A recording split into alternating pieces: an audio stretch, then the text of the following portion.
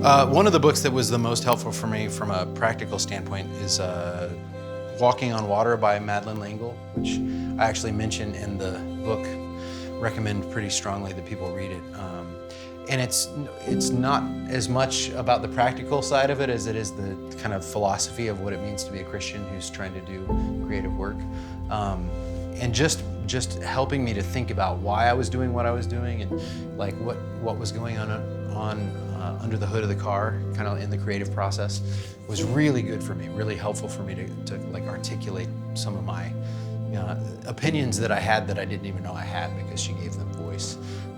And that's on one level. And then the other book was a book called Bird by Bird by Anne Lamott, which is one of the most encouraging and practical books that I've ever read on the writing process. Like there aren't, the how to write a books make a lot of money, because I think reading how to write a books are ways to procrastinate from writing your book. And I realized that because I had early on when I was working on the Wingfeather Saga, I had bought a bunch of those books and I was just gobbling them up, and they're really fun to read, and I went and talked to an author, a guy named Reed Arvin, and I was like, hey, what books did you read that helped you write your book? And he looked at me like I was crazy. He was like, you need to go home and throw all those books away and just sit down and write the book. Because the truth is, the only way to learn to write really is to write.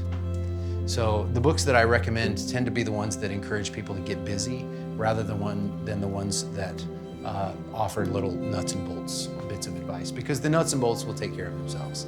It's like you've got to just write a volume of work in order to reach the point where you don't hate what you're doing.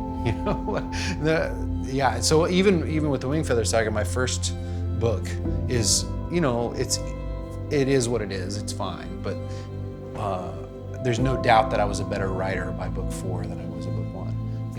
And I would say the same thing about a lot of books that I read. If you read a series, you can tell that the author is growing and learning.